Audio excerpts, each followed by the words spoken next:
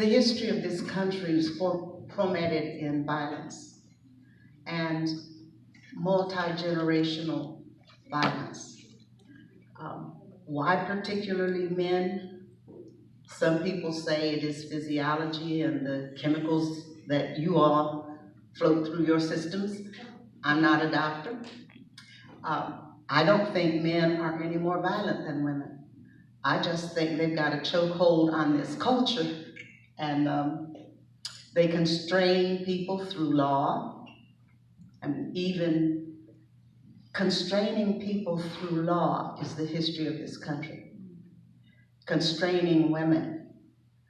My daughter was born when women got the right to have credit in their own name. My youngest son was born when women could buy a gun without a man's permission. So it has been the constraint through law that has managed women. Women were like just chattel in this country, chattel. So I guess you call it, no, it is toxic, isn't it?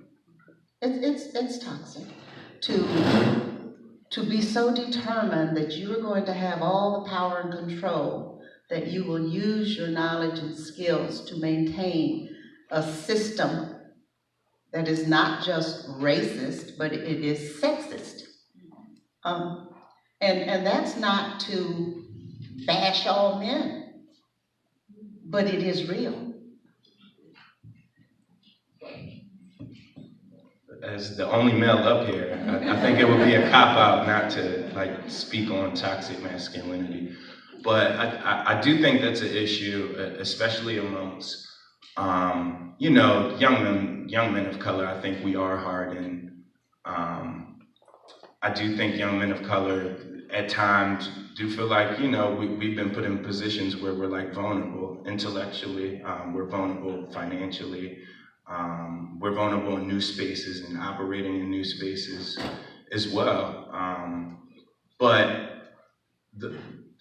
And why this is important is because in City Hall recently, we just had like a murder-suicide where one of the colleagues, she was murdered, and everybody kept saying like toxic masculinity was the issue, but like they weren't living together, and she basically like got this guy out of the house. So I think this is where we like get into the problem of having a gun. So if you do have a problem with like toxic masculinity and you're in an abusive and controlling relationship, you can get like PFAs against people, you can get restraining orders, but the fact that we have access to so many guns and you can get a gun like quicker, you can't register and vote the same day, but you can walk out of the store with a gun the same day. Like the fact he was able to come back to her house with a gun and like come to the door, like that's not that's a gun problem, that's a firearm issue. Like we can get gentlemen out the house, there are judges who will give you a PFA, you can get a restraining order, you can have a police officer sit outside of your house sometimes if you feel like you're threatened. But the fact that he was able to come back after being asked to leave with a firearm, like he could have shot through the door, he could have shot her coming outside. Like toxic masculinity is a problem, but that in addition to like the access to firearms is an even bigger problem.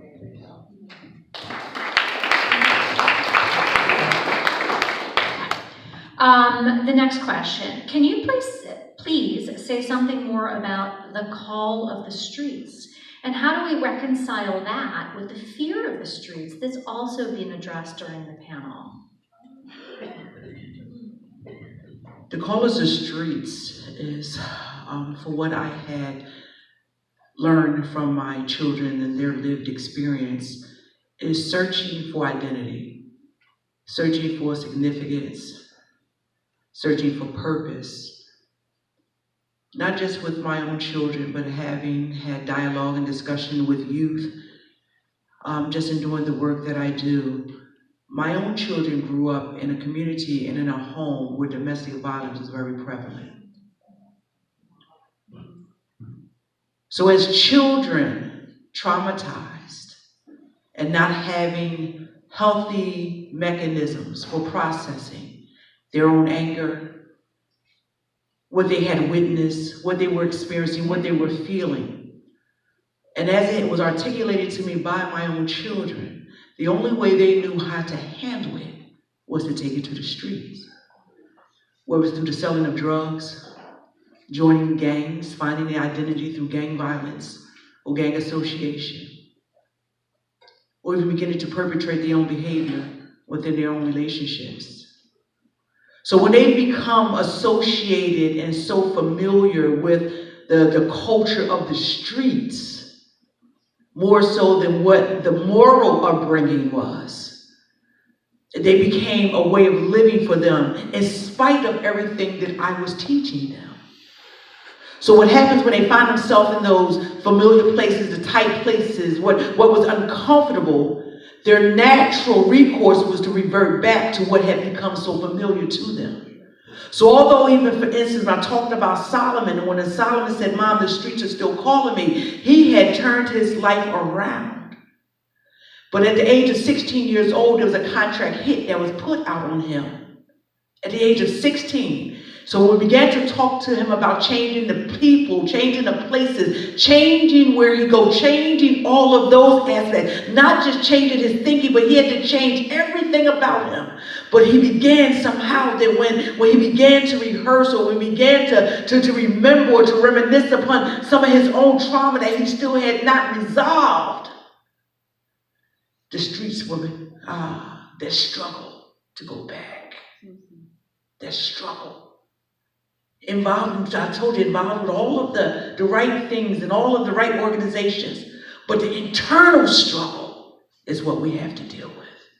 So how do we resolve that? It takes a lot of mentorship. It takes a lot of teaching. It takes a lot of accountability. It takes a lot of us not giving up. It takes a lot of a tireless work. It takes a lot of parents staying involved in the children's lives, speaking with them, having conversation with them daily, getting involved with their friends. Who are they involved with? I have come in contact with so many parents who turn the blind eye to the activities that their children are involved with. Mm-hmm. They know their children are selling drugs. They know their children have guns, but yet they will not confront them. Mm. So again, it takes the involvement at every level, especially in starting with those of us who are in the home.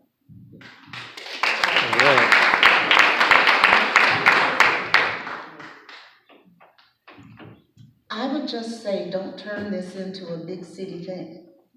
A couple years ago, the previous DA had a Safe Schools meeting down in Drexel. And he had the coroner come. And the coroner talked about the children in this region in Delaware County who go to school in the morning to score, high in school all day, worried about how they're going to score at the end of the school day. He talked about the number of drug-related deaths. And right now we have an opioid crisis. It didn't become a crisis until white people started overdosing. Okay? So I heard someone talk the other day, I'm gonna respect that minute. And they was talking about, it was a lecture on C-SPAN. And it was a white sociologist, and she was talking about why it's so hard to talk about race for white people. And how you always gotta find a place, and I don't mean you, how people have to find a place to get comfortable again. Do not leave this room today feeling comfortable. It is not about poor black people. All our kids are dying.